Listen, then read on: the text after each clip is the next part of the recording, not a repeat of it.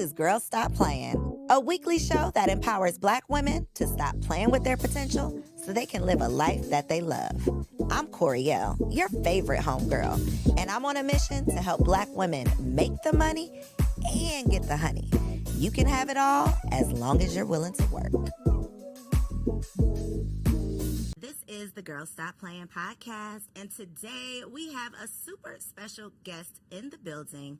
As you know, these conversations are all about helping you make the money and get the honey. And today's special guest is definitely a woman with a wealth of experience.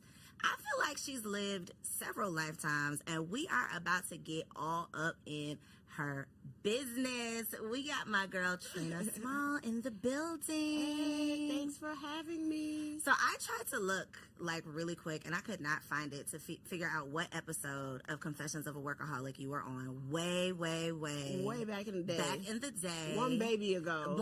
One for kid you? ago. Yeah. For you, zero kids for me. Yes. No man, no kids, no nothing. Like right. literally. So when I say you've lived several lifetimes, all of us have. You know, obviously because we've started in one place, and the journey has kind of taken us, several different places. But it's been such a joy to just watch you evolve and elevate and try all the new things and blossom into this amazing, beautiful woman that sits before us. Oh, thank you. You're so kind. Thank you. And you too. Like you said, no kids. You was out here. Girl. The single wives club, and now whole new life. You in it to win it, honey. In it, trying to win it. Okay, trying to win it. You win it. So who is Trina today? Like this version of Trina. Introduce us to her. Oh, this Trina is free. Ooh. This Trina is happy. This Trina is empowered. This Trina is so strong, stronger than she ever thought she would be. I like this Trina. Come on, this Trina. I mean, it took a minute to get here, but I love it here. Okay. So I really do. So that's this Trina right now. This Trina is smart. This Trina is confident. Just so many things that I had to really pull in, and it just really showed me who I really was. And I was like, okay, she dope. Life has a way of like showing you what you're made of. Right. Like you thought it was this, but usually you surprise yourself by what you can get through without literally like breaking. Exactly. So the Trina, and I'm gonna find it and link it down below so that y'all can go listen to that episode of Confessions of Workaholic. Mm-hmm. But back then, I'm thinking that you were like full-time blogging, mom of one, right? Married, mom of one, full-time blogging. Trina now, entrepreneur still, you evolved. Catch me up, because I know you had the blog. Do you still blog? I know you have Super Mom. Yes, Super Mom lifestyle, right? Super Mom culture. Okay, look, Super Mom culture. Yeah. I got all my stuff. You got all your stuff. Yes, I do. Yes, I do. I brought you a little gift today. Thank you. But so the Trina. So yes, I was a blogger. So now. The blog, I'm trying to dust it off, but nobody. It's coming back though, right? It Blogging is it's coming back. So I'm gonna blow the dust off of it. I'm gonna keep that going. I mean, thank God I still get hits, so we still got traffic. But I still blog. Super Mom is like my main thing. That's the Super Mom culture community, empowering moms to feel heard and seen. So that, that took off. Mm-hmm. We ended up on Good Morning America, 3 times, and The View, and, different things like that. So that's like its own train that has taken off, doing that. And then I did a little bit of a pivot outside of the influencer world. I'm actually doing like some consulting now, too. Okay.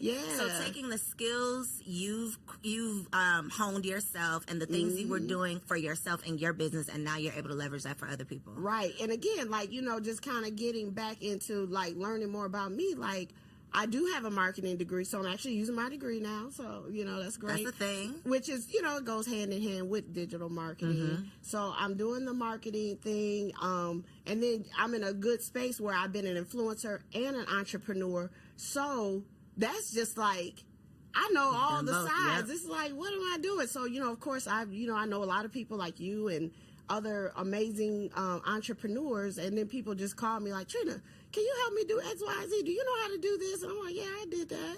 And they be like, help me. So that's kind of how it started. Mm-hmm. The power of proximity and the power of your people. Your people. That, to me, I mean, and I feel like I've learned it the hard way because I always talk about, I played myself in college. I did not have any internships. I did not do the things that would really intentionally build your professional network. Right. Entrepreneurship, though, taught me that people, like the power of people, a connection is worth more than a check sometimes. You know, it's worth more than a coin, really having a connection with somebody, because that could lead to several coins and several opportunities and things that you don't even see for yourself. Yeah. I get, you know, all the time, I'll just get random emails on so-and-so referred you, you know, and I don't even have to be there. You know how, and I've never pitched.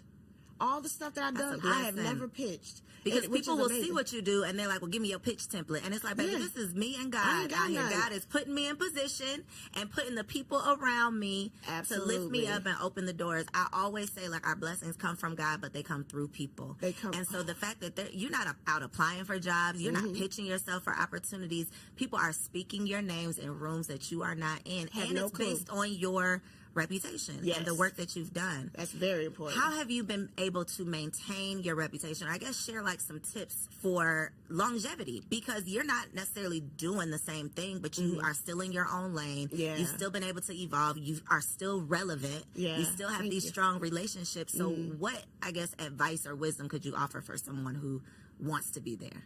I think the main thing is rock with the people that rock with you. I say this all the time. I think, you know, supporting you, supporting other people, even when you're at a, I don't even want to say a downtime, but when you're like kind of like, not plateau, but like you're just kind of resting until, you know, the next thing.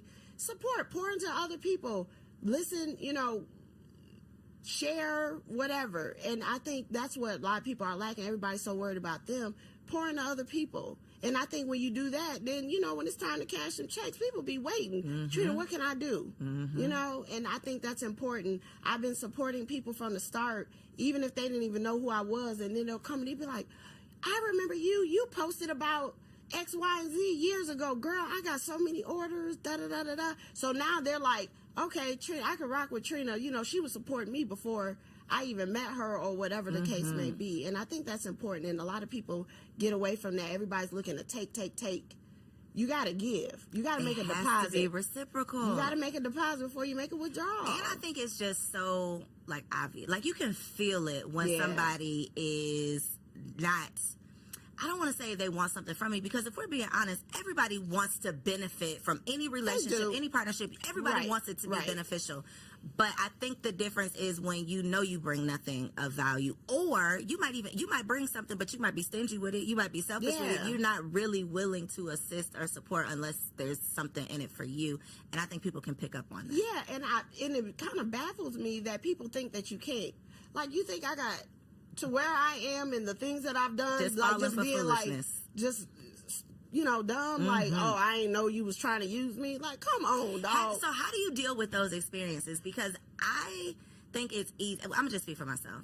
I think that so many things you learn the hard way in entrepreneurship and just in life with relationships, friendships, some of the things you go through and experience and challenges you have with people can make you feel like it's you. And sometimes it is you. Sometimes you are the problem, but not all the time. Right. How do you not internalize multiple instances of things not going wrong? How do you maintain that this is part of the journey, but I'm not going to make this like a part of my identity?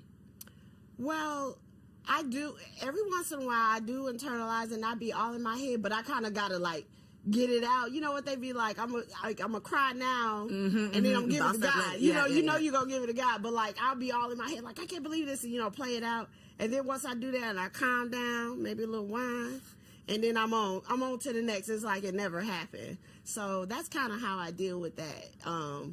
That's pretty much it. Like, and then when what were you saying about like people coming at you like that and things like that? I just be like, girl, what is you really trying to do?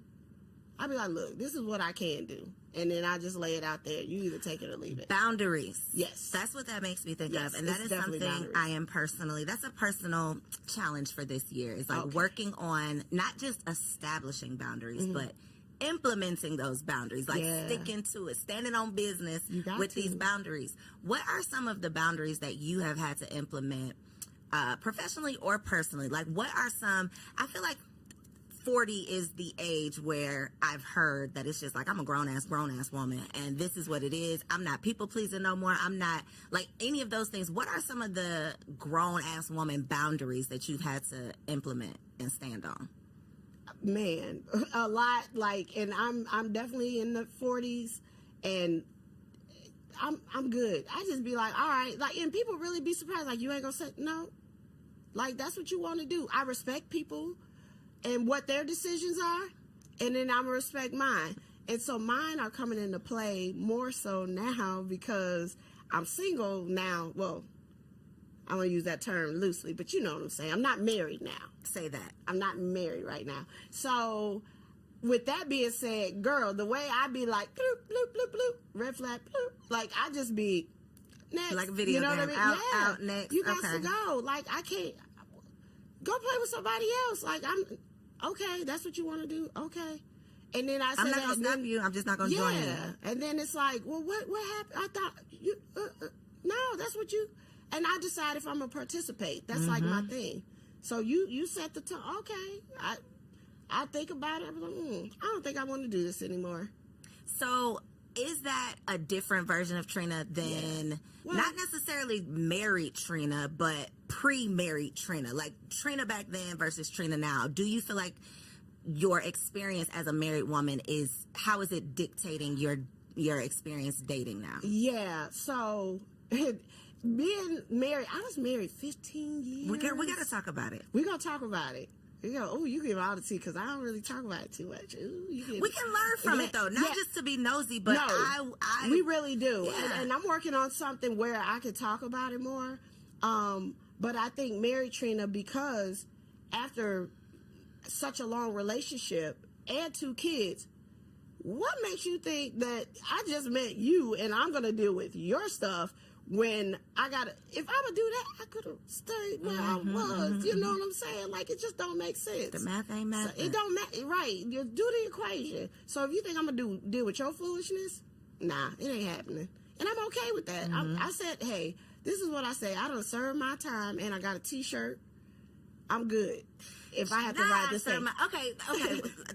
I want to peel back the layers because I just started my blog, everybodylie.com. Okay, it's all about dispelling these myths that we've been taught. So some of the myths, you go to school, you get the good grades, you get the good job, and then you live the good life. Complete bullshit, right? Right. You have to have kids by a certain time because your eggs are drying up and no men are going to want you. Complete bullshit. Yep. One of the other myths or lies, though, is that getting the husband is the hard part. Like, girl, if you could just get the husband. That's easy. But managing the marriage is never mentioned. And as a married woman that's trying to figure this thing out, I realized all of it was a lie. Yeah, all of it. So I want to know your experience on this side. So you got married. I'm 1,000% sure you did not enter a marriage with an intent to end the marriage. Yes. So when did it, or what were like the moments where you realized, okay, wait a minute, this is not what I thought I was signing up for. This is not what I expected this to be. Like, what did that look like for you? Whew, girl. So that was a journey. Again, I really, like most, I would say black people in general, men and women, we don't have a lot of examples, which is number one. So we're kind of doing it. We got pure hearts and great intentions, and we really try our best. Like you said, we're listening to all this. Marriage is hard work. You could do it. But sometimes that hard start looking crazy, and you'll be like, okay, I get hard, but like this though, like, I don't know about that. And I think that's where it was like I was coming to a crossroads. Like, okay, so and then the myth about not talking to other people, like keep people out your business. But it wasn't really until I talked to my friends. Like, I got some great girlfriends since I was 15 years old, talking to them, and they God first and they married, like they are the pinnacle, like they go strictly by the Bible. So I confide in them on some things, and they'd be like, Trina, I don't know about that. And then it was like, until then I was thinking like, this is the hard, this is like normal. I'm just supposed to thug it out, you know what I mean? So when I realized that, I was like, wait a minute, okay, so did that, we did the counseling, like you said, I did not get married for 15 years I thought I was going to ride this thing out to the sunset. You know what I'm saying? Like, nobody wants to do that and then get divorced in my 40s. And they have this on your record. Right, right. And then get divorced in my 40s and be out here in this dating pool? No, ma'am. That was not my plan at all. So how bad was so bad that you decided the other side is worth it? When I had to decide between Trina and Mr. Nameless. Yes, and somebody else. Like I would have had to put somebody else ahead of me. And then I would have had it wouldn't be the same Trina. It would be a whole nother Trina. It would be a shell of a Trina. And that's when it kind of broke my heart. Like, I don't want to let Trina go. Like, I like Trina. Like, she's dope. Like, it's me or you. Yeah, it's me or you. That's literally what I feel like it comes down in every relationship, in every situation. Yeah. And we are taught, though, that that's selfish. That's not how you. You know, you're looked. That's not the way that you are, especially not in a relationship, especially not with somebody you love. Right. But at the end of the day, it's like, do I love you more than I love me? Because that can't be how this goes. And I think that is the gray area in marriage where it's like, how do you live up to, especially if you are religious at all, and you have this idea of you subscribe to what you're supposed to be as a wife and what you're supposed to be willing to endure and put up with and all of the things. What is your advice for married women who are trying to just navigate what's too much? Like, what truly is an investment? What truly is me being down for this commitment and this covenant? And what's like, okay, that's crazy. That's too much. Do you think it's just a personal decision? I think it can be personal, but I think it's really when you assess your partner, if there's things that like just don't sit well in your spirit. What my therapist had said was like character flaws. Not just disagreements. I feel like disagreements and stuff, you can figure that out as long as the person is willing. You know, and I think that's what you have to decipher. And it took me a while to get there to decipher certain things that was like, okay, like you like doing that. This is who you are. Yeah, this is who you are. And I think once you got to believe it when they show you who they are. Even in the marriage, you be like, what? You know what I mean? Oh, Trina, that puts me back. Like, I remember that feeling in dating relationships where it's like, okay, you know, like you crossed the line and I can't go back. You know, like you've done that thing and now I know that this cannot be what I thought it was going to be. I cannot imagine having that feeling with my husband. Yeah. It's like, you know, if I'm ready to jump in front of a bullet and then I'm over here for something else and I'm like, wait a minute, like I'm ready to put my life on the line and you can't do this, like this little thing right here. Okay. All right. Okay. You know, you start like assessing stuff. You know, I mean, I'm not gonna go into detail and like I'm not trying to bash anybody, but you know, I just think, you know, sometimes you could definitely grow apart in your relationship. Again, I was married 15 years, and my ex was significantly older than me. How much older? Like the number of years? 15. So how or did that impact not necessarily the relationship ending, but just the dynamics of the relationship in general? I definitely think it depends on the person, but what I found is sometimes people want you to either stay that young version of you, because I met him in my 20s. And again, 20 Trina, 20-year-old Trina, that was different. Right, 20-some-year-old Trina. That's a whole different podcast. But anyway, so sometimes they want you to stay in that, you know, younger, impressionable. But I wasn't that impressionable. I'm from Chicago too, so you know what I'm saying. I ain't that impressionable. But you grow up. You know, I went all through my 30s and stuff. So you know, went through all that, and then you know, you turn around, especially after having kids, and you like, you know, you're a different person. And some people, they want to go back to, you know, some people want you to stay where you are, and some people, when you grow up, they don't like that. What do you think was the biggest disconnect as far as the dynamics of your relationship? I think entrepreneurship is a very that's a transition where what it literally requires of you to be a successful entrepreneur, it ain't what it requires to be an employee. It ain't what it requires in any other position. Like what it calls of you. it's a totally different version of you. Yes. And the same with motherhood. The version of you that is required as a mother, completely different from who you were able to be as a single, or not a single woman, but as a childless woman. Yes. Which of those versions do you feel like caused the biggest stress in the relationship?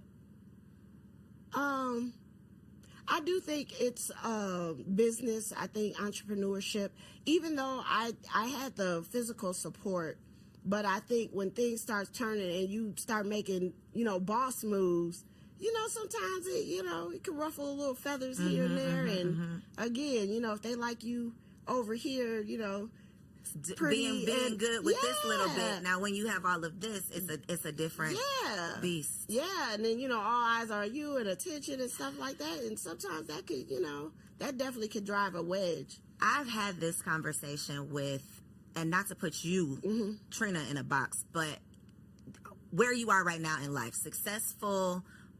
I don't want to say boss chick because I feel like that has negative connotations. He's a successful black woman who has evolved, right? Which is the goal, right? To succeed with something and to evolve, become a better version of yourself.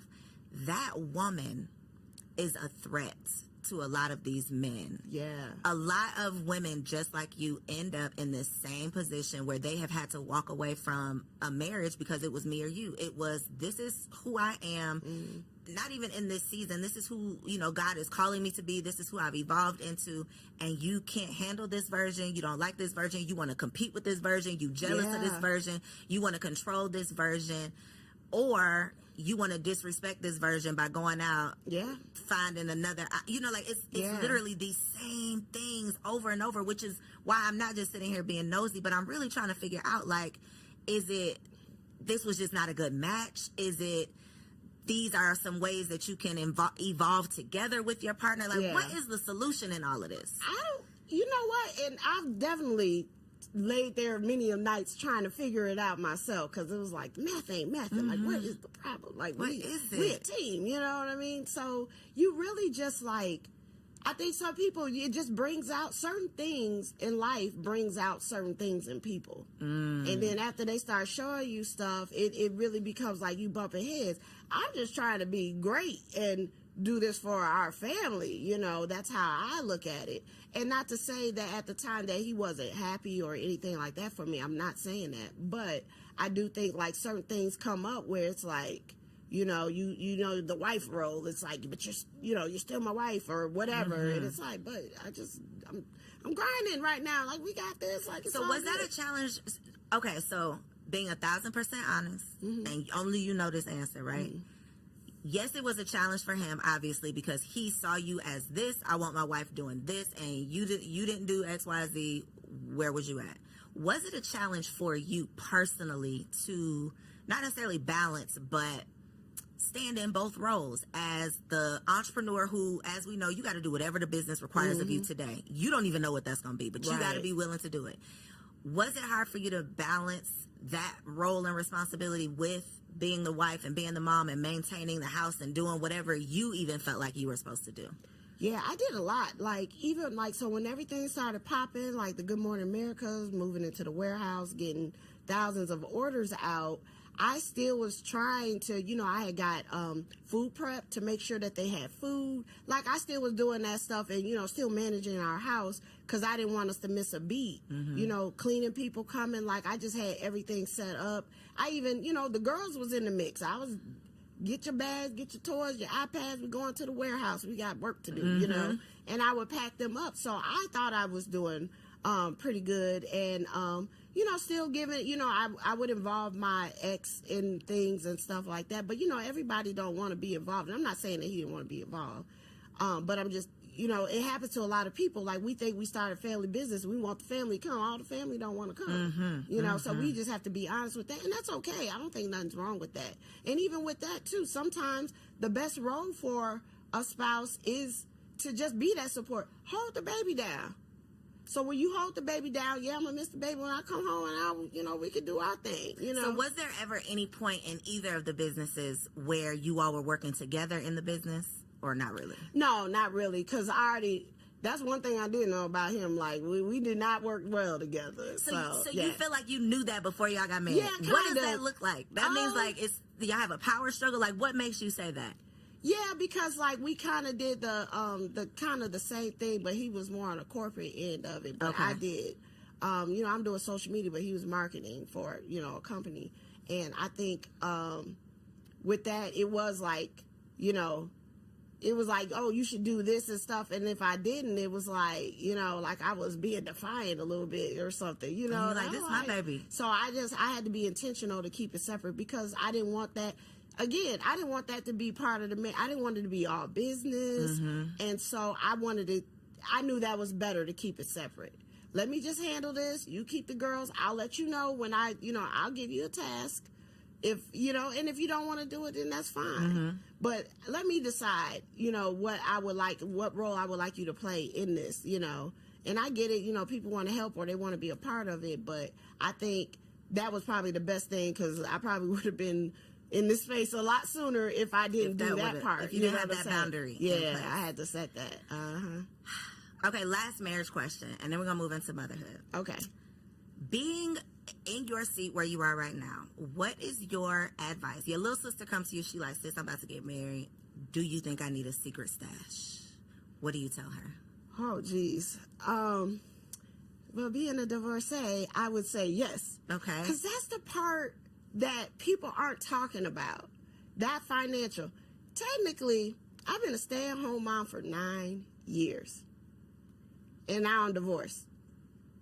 I ain't had to pay no bills. You know what I mean? Well, since I've been at home, I mean, I did the kind of first half of our marriage until I quit. But, like, that was a big deal. It was one thing, you know, especially being an entrepreneur.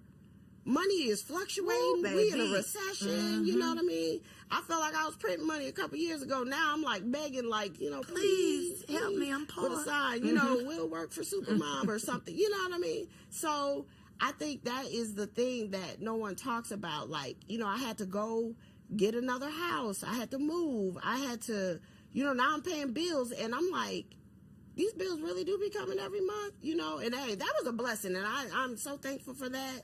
You know, in my previous relationship, that I had the opportunity because I know a lot of people, you know, all the discussions now, 50-50 and all that stuff. Shoot, I'm like, this is the ghetto life right now. Like, I'm paying all the bills. Adulting is some. I got to make sure. Girl, I remember when my phone got cut off.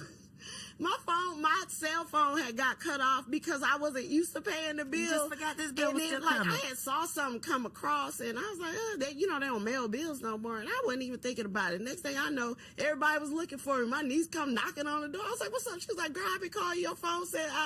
I was like, oh, let me go. I do have to pay that bill. I got to go pay it. It wasn't that I didn't want to pay it, but it's like, why they come every month? Every so month. I would say, you know, be smart about it, save it, have a plan. And you don't want to plan for a divorce. I never planned for a divorce. I was just thrown into it. Like, you know, like, what? Okay. You didn't initiate it. So I did, but he filed. I'm giving you all the tea. What does that mean? Whoever filed first, it don't mean nothing. You still getting divorced, so it really don't matter. Some people feel like I broke up with you first. Yeah, I got you first. I said I was done like that. Okay, go. well, we're still done is done. Yeah. Okay. I want to know the inspiration behind Supermom, though, because I did not feel like a supermom when I became a mom. That's another lie. Another lie is it just comes to you. You have the baby and the motherly instinct just kicks in. Now, I do believe that if it was literally life or death, yeah, anybody, any mother out there, you're not gonna let your baby die. Like, I can believe that. Yes. But to convince people that you're gonna have this baby at 12 o'clock and by 12:05 you're gonna just be a mother, I don't think that is realistic. No, because you're learning. It's like, I call it the Twilight Zone. It's almost like you're in an episode of Twilight Zone. Like, you went through this like tunnel and like fell into this other world. Yes. And you got to get your bearings. You're looking around like, what is happening here? I didn't even feel like myself for really 9 months. And I tell other people that. I'm like, give it like 9 months to a year. Then you'll finally be like, I think I might got this under control. Unless you get pregnant again. You was tripping. I was out of my mind. I was really in the Twilight Zone. Girl, that was my worst nightmare, is to get pregnant like while I was like, breastfeeding, because you can't really take birth control and all. Woo, girl. Yeah. You was wilding. That's the thing. But research is like up to 2 years, you're still in the postpartum. Right. And a lot of people have another child within 2 years. So literally imagine this whole 4 or 5 years that you could be literally like in a state of confusion. Yeah. And you got 2. Like, that's a whole nother world. And so that's what Supermom is about, because like we was only worried about us, like single, living a good life, and no kids, just doing our thing, working and climbing the ladders, and then all of a sudden we responsible for 2 people, and I got to make a point. Like, it's a whole nother job, girl. Make appointments, making sure they got their supplies for the things. We were getting ready to talk about the activities and the schedules. Listen, it's a lot. Y'all. The internet wants you to think that you are selfish if you don't want to have kids. I am here to tell you that you are actually selfish if you have kids and you are not prepared for this. And you're not prepared for it, because you like give up your whole life really for like the first 5 years at least. And then they go play sports, and then you give up the rest of your life for the rest of your life. Girl, my daughter played softball, and it was 100 degrees outside, and I was out there. I was so unprepared for the first game. Sweating, and we didn't have enough water. We done ran out of water in the first 15 minutes. It was just too much. So the next time I come with a whole wagon, it was stocked up, coolers, ice, jugs, and all that type of stuff. But you have to learn. Like, we just figure it out, and that's the Supermom in us. Like, we figured out. It's not about being perfect. We're like the superhero. Like, if we gonna figure it out. We gonna solve the problem. We're like, we come in like Superman, and we be like, wait, what's going on? Okay, we gotta get this done. We gotta get that done, and we do it. We do it. We make magically done. It's magically done. We know it's almost like magic. It's magic to everybody else. Everybody else, but except for us, we know we was up, all overnight. Girl, I be pumping balloons for birthdays in the middle of the night. I set my alarm for 3, so when they come out in the morning, they got balloons. And, we be doing the most. It's like the secret life of moms, like the hidden. I put on Threads a couple weeks ago, like, there needs to be like an Olympic mom, like changing the baby diaper, getting the babies ready for school. Yeah. The way that I'm sweating by the time I get my body into the car in the morning, like packing the lunches, getting the kids ready, putting the hats on, picking up the doing all of the things. I'm literally dripping sweat. No, for real. We deserve like an award, a celebration, some acknowledgement, something. So the fact that you've literally created this brand so that we could celebrate ourselves. Yeah. Even if it's just like, I get to wear this as a badge, right? Yeah, I get to wear this as a badge of honor. Yeah. People tell me all the time, they be like, Trina, I had a rough day, and I took my coat off, and I had my Supermom on. How can you be mad and you look in the mirror and you say Supermom? And you like, you right. You're right. It's an affirmation. Yeah. You wake up and you say it's Supermom. And then a crazy thing, I was just talking about this morning, after I dropped my youngest, my 8-year-old, off to carpool. We go through a lot in the morning. We like, have how people 5 be days. like, oh, get up, pray, meditate. I want to so bad. But, it would require me to get up at like 5 in the morning, which is okay. I'm working on it. I'm working on it. But like, once you hit the ground, or don't let a kid get up before you.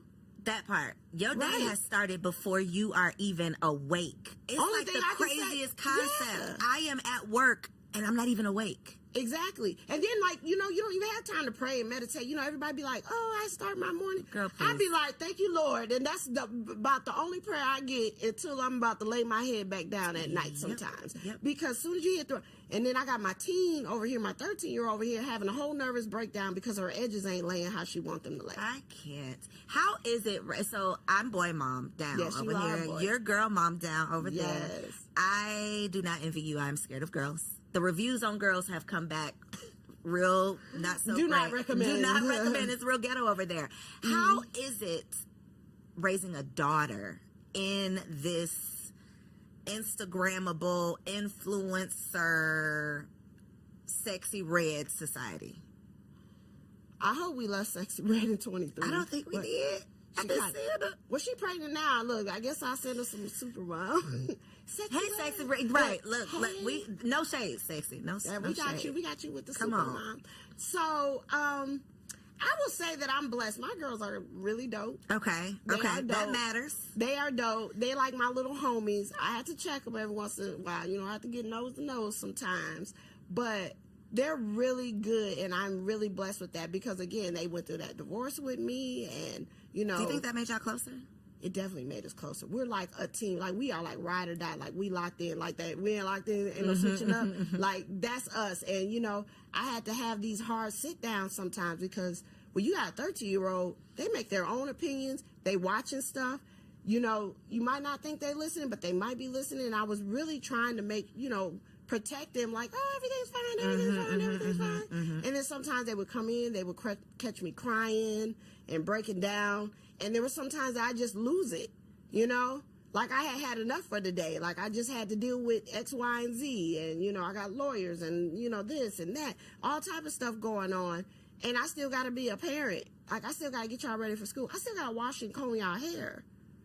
But I'm fighting. I got a dumpster fire right here, but it's going to have to wait until I get done with this. How do you find the balance between, because I feel like a part of the disservice that our parents did was wanting to appear perfect. They didn't let us see them cry. Let me just speak for myself. My parents didn't let me see them cry. They didn't let me know that there was something wrong. They were going through something. And I think that when you see this perfect parent, you grow up to have this expectation of yourself. Yeah. I should never be sad. I should never struggle. I should be strong. Yeah. How do you find the balance, especially with girls, of I want y'all to understand this is life. Let me explain it. Let's talk about it. But I don't want to put this on you. Like, I don't want this to be a burden on you as a child. How do you balance that? I'm just very honest with them, whether they like it or not. Like, I've had some crazy conversations, but I'm just 100 with them. You know, I'm not going to, you know, give them super raw, but I'll try to, you know, say it the best way that I can. You gonna give them the real, it might not be raw. I'm gonna give them the real, yeah. I'm gonna give them the real, and I'll be like, look, this is what it is, you know. And I had to do that because otherwise, I think if I was sugarcoating it, I didn't want them to think like, you know, we would be going back or like this is just temporary. I had to tell them, like, no, like this is our new life now, and this is how we're moving forward. And you know, we're a team, and we gotta, you know, I talked about even in our home, like, you know, I had to cut back on a lot of stuff, and I had a cleaning lady, you know, first world problem, so I don't have a cleaning lady no more. So I'm like, y'all, we gotta all pitch in. We the cleaning ladies now. Yeah, we the cleaning ladies, and you know, they understood it. I was like, you know, we all gonna have to have responsibilities, and it's like they got cool with that. Even Harper, you know, she just turned 8, like she was understanding. So she was 6 when we started the divorce. So she even knew and stuff like that. And it was so funny though. Then her response to everything, so when you gonna get us a new rich daddy?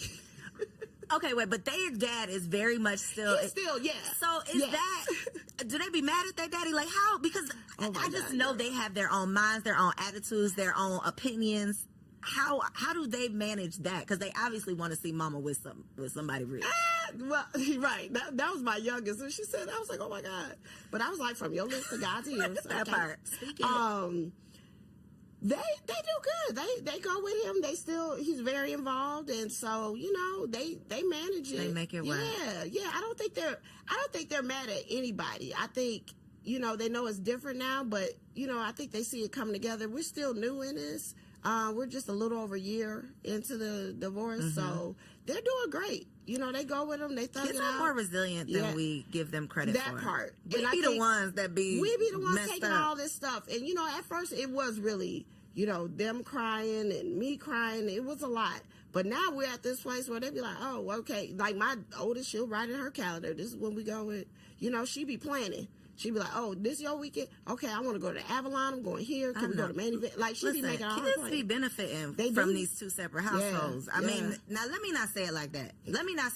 I don't mean that is the best situation. We know that's not ideal, right? Everybody, we know that. But what I'm saying is, as the child, yes, you be benefiting from going to daddy and getting this and coming back home and getting this. Because it's a different world when they go there. You know, I got schedules. Like, I'm on it. Like, I'm in mommy mode, you know, regardless. But daddy gonna let me they be up late. I be getting texts in the middle of the night, my little one FaceTiming me. I be like, girl, you supposed to be asleep. Right. Okay, so I have a personal parenting question, because, and I do have boys, and one of them is 2. We know what they say about these terrific twos. They are not that terrific. Girl. And I am worried that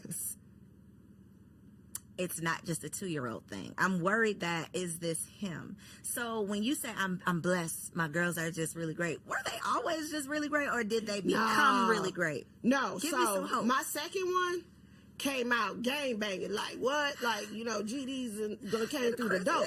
Yeah. So she was very much like that, and like, you know, running, tearing up stuff. Like, would just sit embarrassing there. You in public? Like, I would be like, hand me the remote, and she go to hand it to me and then throw it over my head. Like, she was on one. And then it just switched one day. And did you beat her? What did you do, No, Trina? What did you do? I did not Tell us beat the truth. my kids. People never talk about when your kid is bad, what do you do? When your kid's embarrassing, Yeah. what do you do? I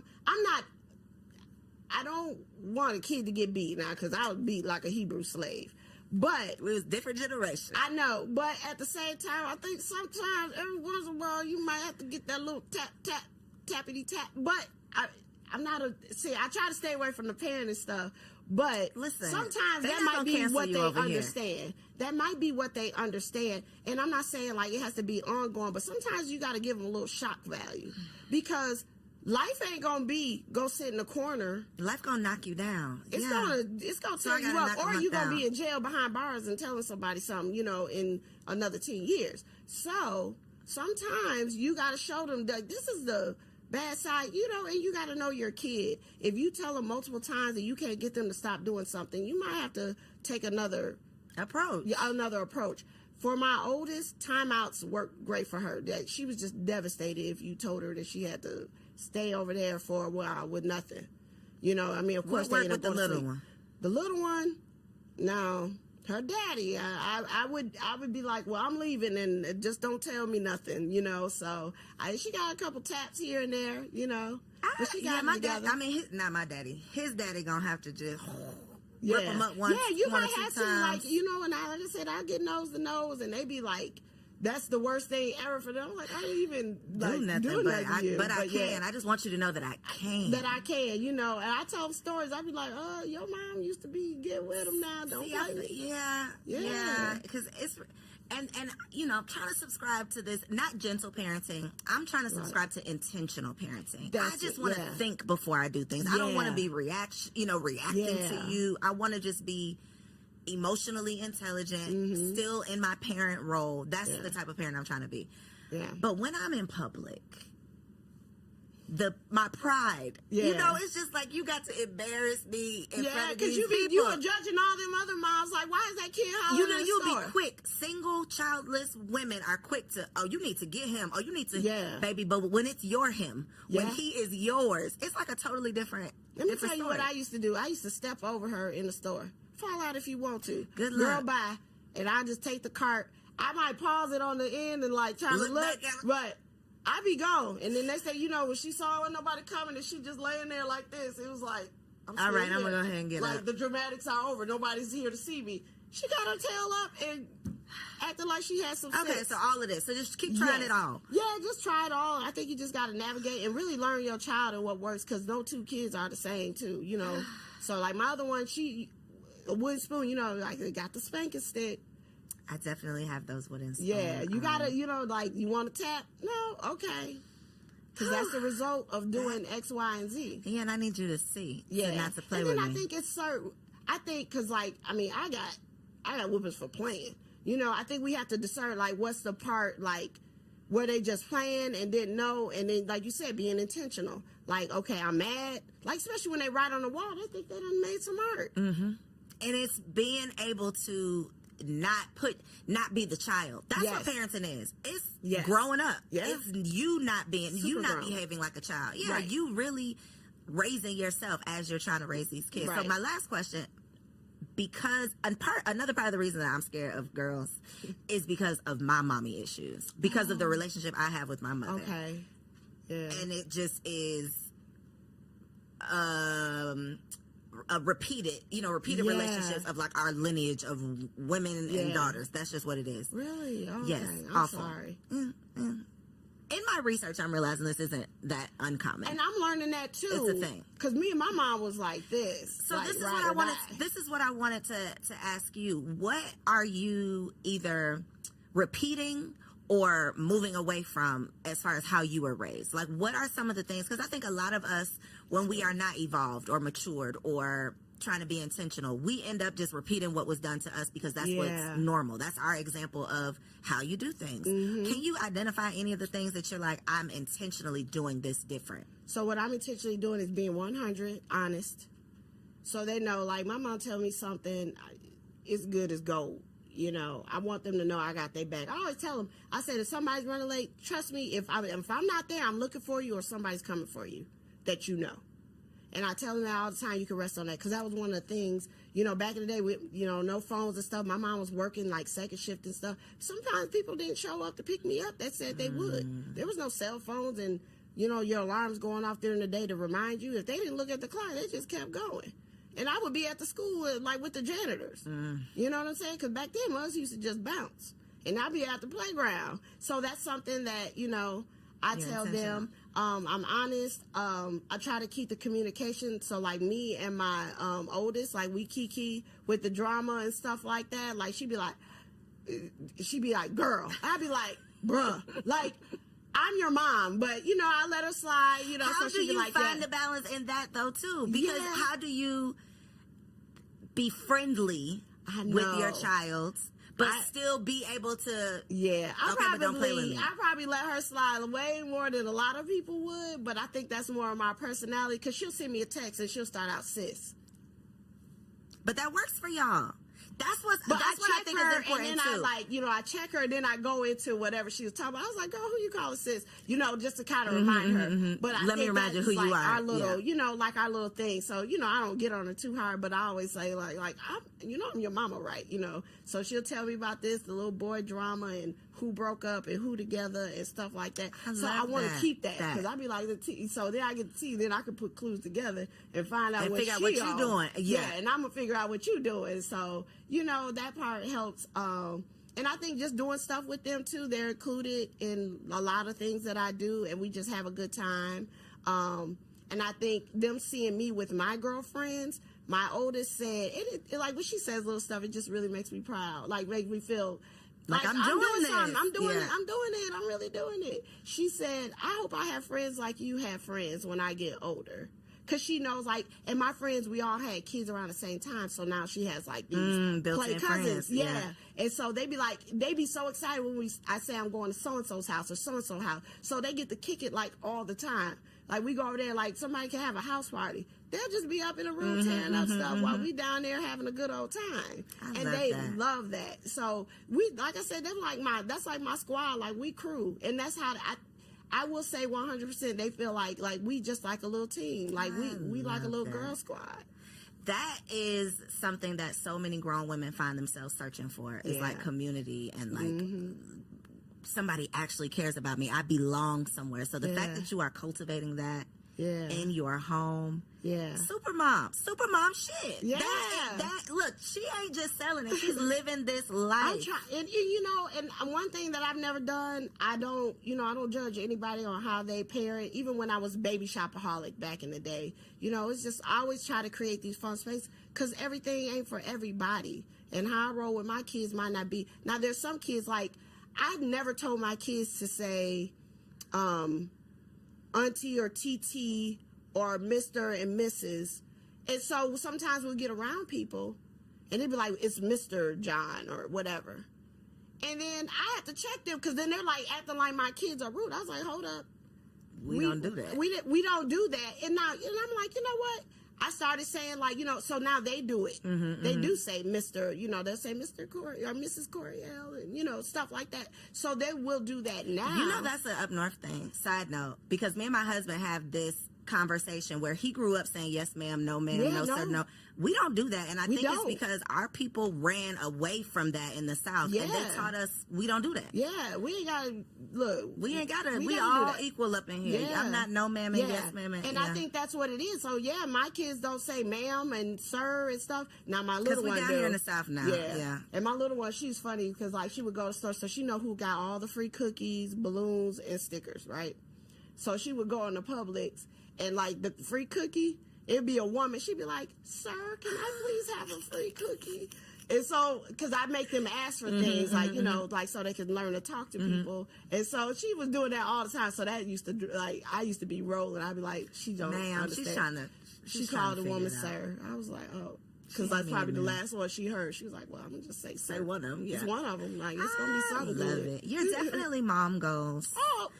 Listen, I'm just out here figuring it out. I'm figuring it out. That's the other secret, y'all. Ain't nobody got it figured out. Yeah. Ain't nobody got it figured out. And I don't even think there is a figuring it out. It's just like a journey. It's this is what I'm doing today. Yeah. Tomorrow I might have to do something totally different. But today I'm gonna try this and let's just hope for the best. And you know, and I tell my girls again, you know, we're I call it recalibrating. Like, you know, we're getting accustomed to this new life because it's new for them. It's new for me.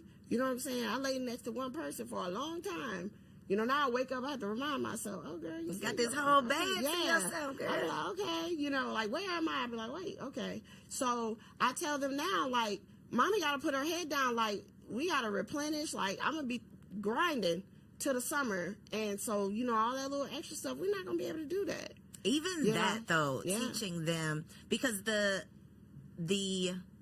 joys of being able to spoil your kids, that's amazing. But the downside of that is sometimes they don't get to see how hard you work for things. They don't have to work as hard for things when everything is just given to them. So I think them seeing both sides right now while they are still under your protection and under your care, and you can explain things to them, like the women that they are going to be because of the woman that you are become. Like, you're not even necessarily some of the stuff you're doing on purpose, but you're really just being it, and they're seeing it. Yeah, I mean, I had to, and like I didn't have a choice, because like for real, like this last couple of years was really hard, and like to have my kids in tow to do this, and they're watching their mom like rebuild her whole life. We left with no furniture. My daughter learned how to put together furniture. Now that's her side hustle. She goes around putting together furniture. The women that they are going to be.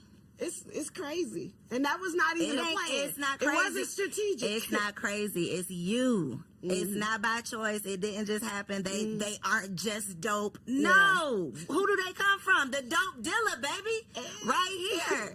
So for all the super moms out there who have to go right now and grab some merch, tell them right there in this camera, where can they find you online? Where can they follow you on social media? Okay, so Supermom Culture, that's the streetwear lifestyle brand for moms and dads and families, really, because, again, we talked about having a team. So supermomculture.com, Supermom Culture on Instagram, and I am Hey Trina Small on Instagram, and my blog is Hey Trina, but we're going to dust that off. It's coming back. It's going to come back. It's going to be some. I had a call this week. It's coming back. Is this what you giving? I'm trying. Okay. Because they're here for it. We here for it, baby. I'm trying. Look, I got to pick your brain because you be making it all happen. And you talk about Supermom. Give it up for this lady with this beautiful set. Thank you, boo. With 2 babies under 2. Are they under 2 or 3? Well, 1 is 2. Does that count? 1 is 2. Okay. It's crazy. I'm crazy. You crazy. Yeah, I am. Don't mess with you, because anybody that can do that, that's almost like you serving prison time and handling business at the same time. Girl. And trying to throw it back, all the things. All the things. Yeah. We're superheroes. It's truly what we are. I love you, Trina. I love you, too. This has been an amazing conversation. I just know so many women are inspired. All of the versions of you that they can identify with, like an inspiration for so many. So check her out, y'all. Thank you. Supermom Culture. You told your personal Instagram, Hey Trina Small. Hey Trina. We'll make Hey Trina. Just Hey Trina? Hey Trina Small, but it'll come up under Hey Trina. Okay. So all of that will be linked down below. Make sure y'all go shop support and put your money where your mouth is. Okay. We're recalibrating. That part. We're recalibrating. We are rebuilding. And it's super important that we practice group economics. All jokes aside, we have to make sure that we are putting our money where our mouths are so that we can circulate the Black dollar in the Black community. Thank y'all so much for tuning in. Make sure you share this episode with a friend. Subscribe to the channel so you don't miss out. And I'll catch you next week. So if you made it this far, I just know you loved that episode. Well, what you did not know is that we recorded it right here in ATL at Elevate Studios. Yes, your girl has her own studio, y'all, and it's not just for me. I'm opening it up for you too. So if you have a podcast, if you are a vlogger, a YouTuber, or a content creator, and you are looking for a professional studio to record your content, or you want to hire me and my team to fully produce your content, make sure you check out the show notes below or log on to elevateagency.com.